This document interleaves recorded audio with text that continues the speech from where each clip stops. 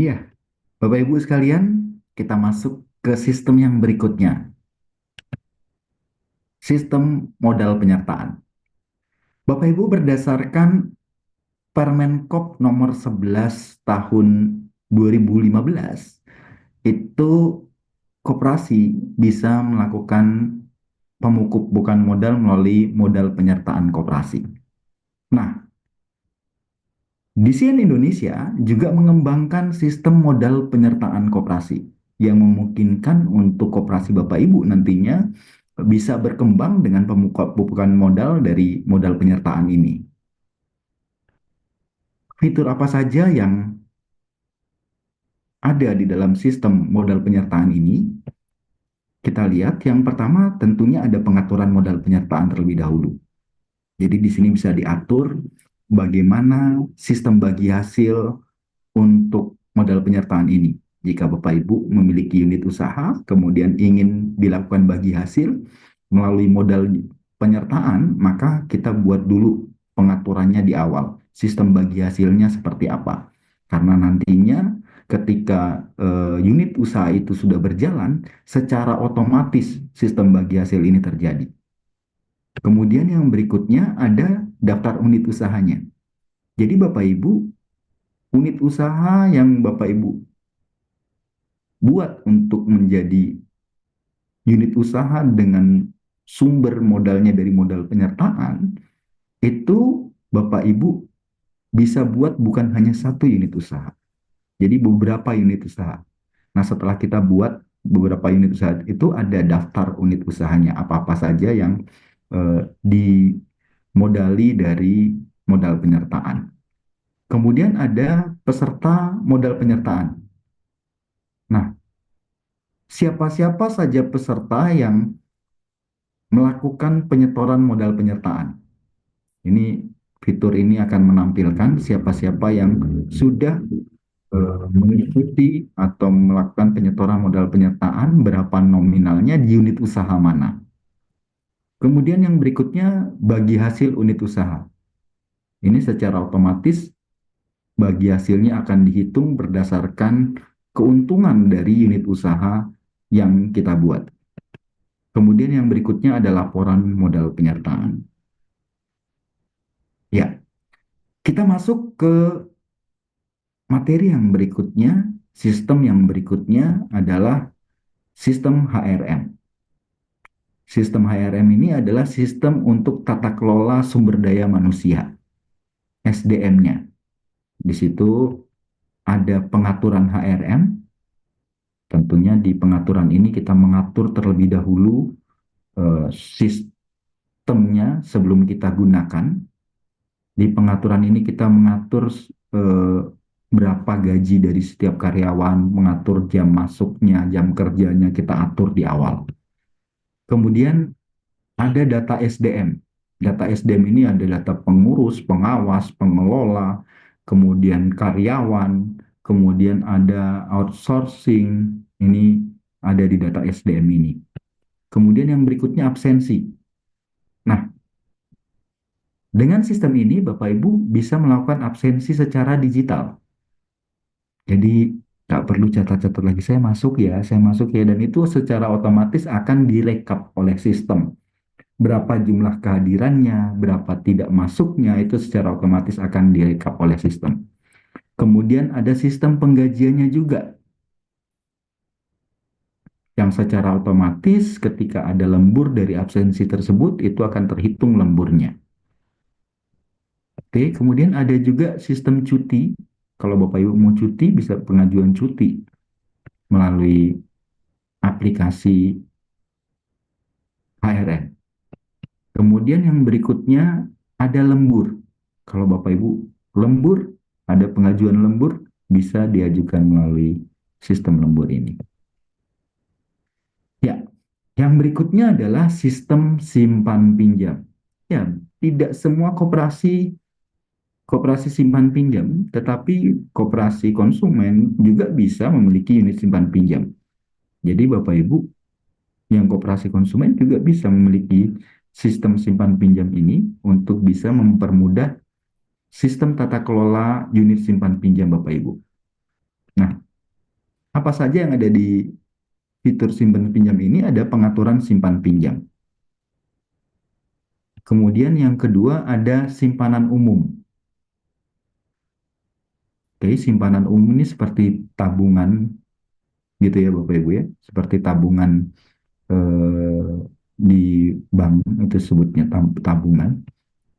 Kemudian ada simpanan rencana. Simpanan rencana ini seperti tabungan pendidikan, tabungan wisata, tabungan eh, keagamaan ya. Itu bedanya apa dengan simpanan umum? Simpanan umum ini bisa ditarik kapan saja, bisa disetor kapan saja. Kalau simpanan rencana ini bisa disetor setiap bulan, tidak bisa ditarik sewaktu-waktu, bisanya ditarik pada saat jatuh tempo. Jadi setiap bulan nyetor, nyetor, nyetor, nyetor, pada saat jatuh temponya baru bisa ditarik. Ini simpanan rencana. Kemudian yang berikutnya adalah simpanan berjangka. Simpanan berjangka ini seperti simpanan deposito, seperti itu. Satu kali setor pada jangka waktu tertentu, pada saat jatuh tempo baru bisa ditarik. Kemudian ada pinjaman. Nah, untuk produk pinjaman kita bisa mengatur nama-nama produknya apa saja. Bisa lebih dari satu produk. Jadi kita bisa mengatur produknya, misalnya kita bikin produk pinjaman UMKM, kita bikin produk pinjaman kepemilikan kendaraan bermotor, kita bikin produk pinjaman kepemilikan rumah misalnya. Jadi kita bisa buat produk-produknya di saat kita melakukan pengaturan simpan pinjam. Nah, kemudian yang berikutnya ada laporan simpan pinjam. Jadi setiap transaksi simpanan dan pinjaman ini akan menghasilkan sebuah laporan simpan pinjam. Oke, kita next ke sistem berikutnya sekarang. Ada sistem penjualan toko. Sistem penjualan toko, wah mbaknya cantik sekali. Ini karyawannya Koperasi Digital Indonesia ini. Wih. Sistem penjualan toko ini ada pengaturan toko. Pengaturan toko ini kita mulai mengatur bagaimana sistem eh,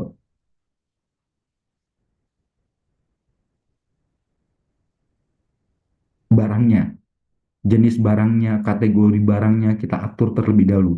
Bagaimana pengaturan harganya, bagaimana pengaturan stoknya, itu kita atur terlebih dahulu agar sesuai dengan keinginan kita. Apakah kita ingin stoknya eh, tidak bisa dijual kalau stoknya tidak ada, kita ngatur dulu di awal. Kemudian yang berikutnya ada pembelian. Di sini ada berbagai macam mekanisme pembelian, ada pembelian tunai, ada pembelian kredit, ya. Kemudian dengan berbagai macam metode pembayaran, ada pembayaran tunai, ada pembayaran non tunai, itu bisa kita atur. Jenis-jenis pembayaran non tunai pun bisa kita tambahkan sesuai dengan kebutuhan dan kondisi usaha toko kita. Kemudian yang berikutnya ada konsinyasi. Jadi kita di sistem kita ini kita bedakan antara pembelian dan konsinyasi. Jadi sesuai dengan standar akuntansi keuangan entitas private bahwa konsinyasi itu tidak dicatatkan ketika barangnya masuk dalam menjadi persediaan toko. Maka kita pisahkan ini antara pembelian dan konsinyasi. Jadi tidak bisa disamakan antara pembelian dan konsinyasi karena barang itu adalah bukan milik kita tetapi titipan. Sehingga ini kita pisahkan. Kemudian yang berikutnya ada penjualan. Nah, penjualannya juga sama, bisa dilakukan dengan penjualan kredit, penjualan tunai, penjualan non tunai, menggunakan QRIS, menggunakan debit, dan lain sebagainya. Nah, penjualan ini juga bisa memungkinkan menggunakan saldo simpanan sukarela anggota. Penjualan ini juga bisa memungkinkan menggunakan voucher kalau kita memberikan voucher kepada anggota. Penjualan ini juga bisa memungkinkan untuk dilakukan point reward.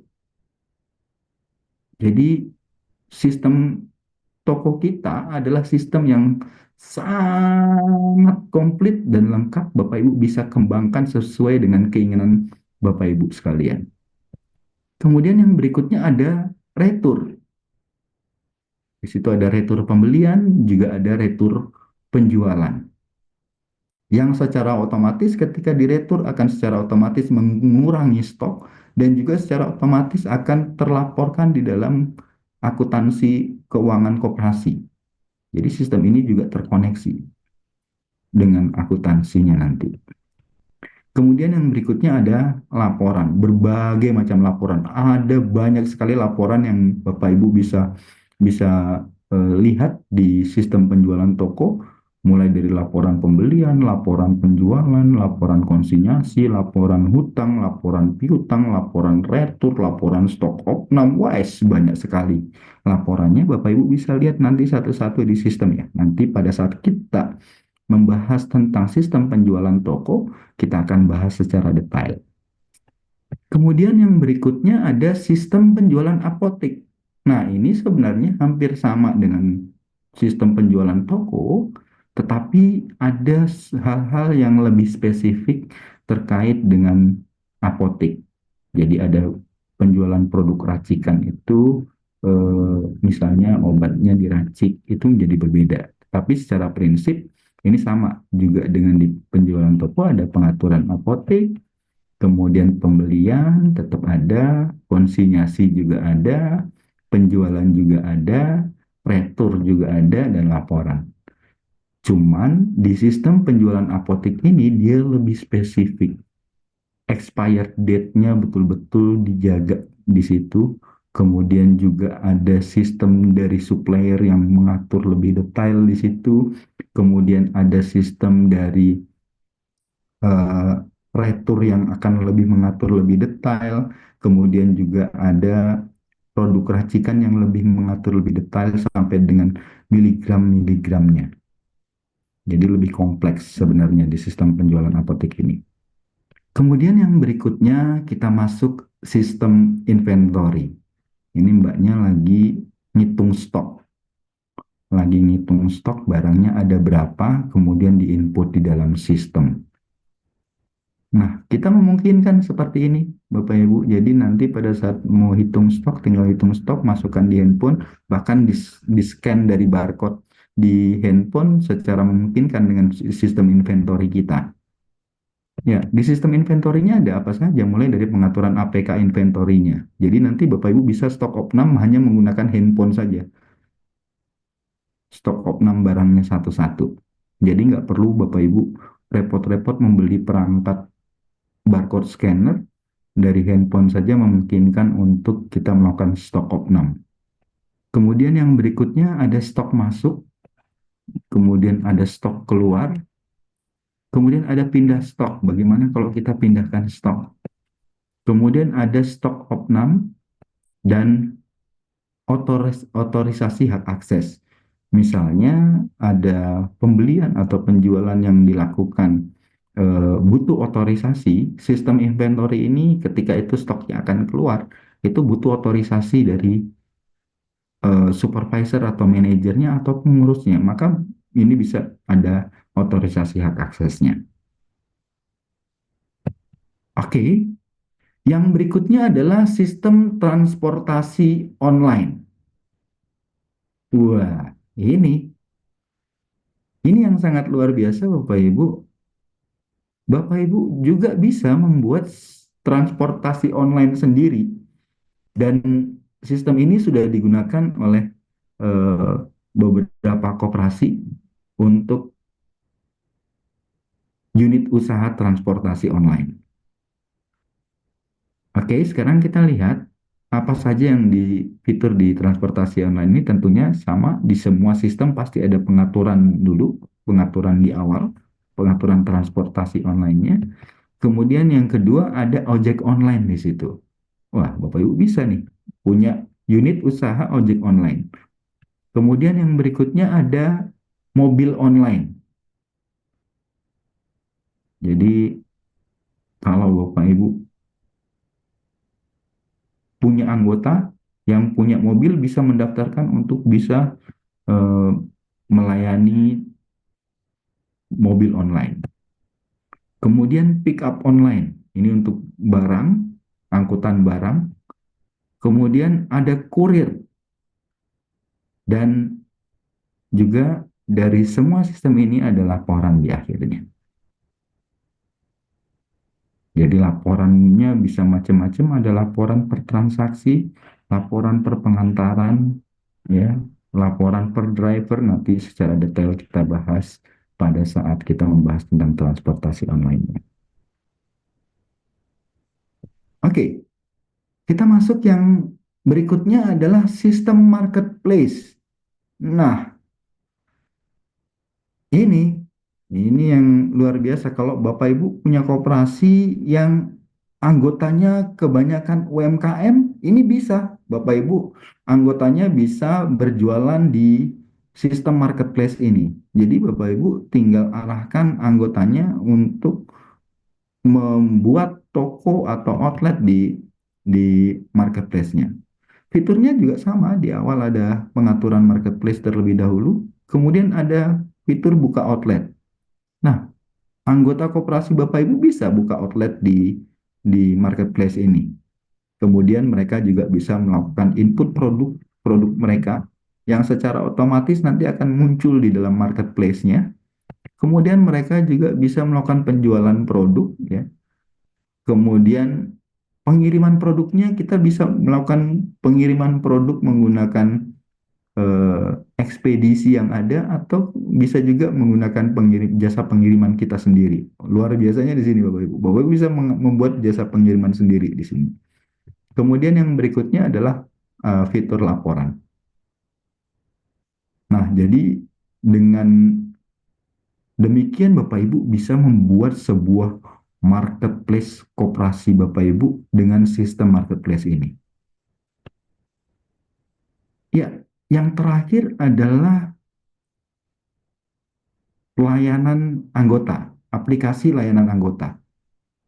Nah, di aplikasi layanan anggota ini sama ada pengaturan aplikasinya di awal, kemudian ada daftar anggota. Jadi anggota koperasi atau calon anggota itu bisa mendaftar menjadi anggota koperasi melalui aplikasi ini. Jadi dia ketika pertama kali mendownload aplikasi, kemudian login, registrasi akun, dia akan masuk sebagai pengguna umum. Nah, setelah dia menjadi pengguna umum, dia bisa mendaftar menjadi anggota dari aplikasi. Secara otomatis datanya akan tersimpan di dalam core system atau sistem inti. Nah, kemudian dia juga bisa membayar simpanan pokok, simpanan wajib, dan simpanan sukarela yang ada di fitur yang ada di aplikasi ini. Kemudian ada data keanggotaan. Di fitur ini bisa menampilkan data keanggotaan kita. Jadi berapa sih total simpanan pokok kita saat ini, berapa sih simpanan wajib kita saat ini, berapa sih jumlah simpanan sukarela saat ini. Kalau yang ada unit simpan pinjamnya, berapa sih saldo tabungan saya atau saldo simpanan saya di unit simpan pinjam, atau berapa jumlah pinjaman saya. Bahkan bisa sampai dengan bagaimana saya mengajukan pinjaman melalui aplikasi, tetapi bukan pinjaman online. Prosesnya tetap seperti regulasi biasa. Namun pengajuannya bisa dilakukan melalui aplikasi. Kemudian yang berikutnya adalah transaksi. Dengan aplikasi ini memungkinkan anggota melakukan berbagai macam transaksi.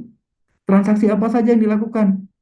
Berbagai macam transaksi termasuk yang tadi, transaksi ojek online, mobil online, kemudian pembelian pulsa dan lain sebagainya, itu bisa dilakukan melalui aplikasi layanan anggota ini. Marketplace tadi itu juga bisa dilakukan oleh anggota melalui aplikasi ini. Kemudian ada fitur live chat untuk membantu anggota dalam melakukan komunikasi dengan admin atau customer service dari koperasi Bapak Ibu. Kemudian ada fitur laporan. Oke, Bapak Ibu, dengan demikian berakhir sudah sesi training kita saat ini tentang pengenalan sistem digital koperasi Digital Cooperative Network Indonesia atau di sini Indonesia. Senang sekali saya bisa sharing bersama Bapak Ibu pada kesempatan hari ini. Semoga kita bisa bertemu lagi di lain kesempatan. Di sesi yang berikutnya kita akan bahas lebih detail satu persatu tentang sistem dan sebelum itu mungkin juga ada bagaimana langkah-langkah untuk kita bisa memulai menggunakan sistem kita. Sekian, terima kasih. Semoga Bapak Ibu sekalian selalu dalam keadaan sehat, selalu dilancarkan dan dimudahkan rezekinya. Salam ekonomi kerakyatan. Wabillahi taufiq walhidayah. Wassalamualaikum warahmatullahi wabarakatuh.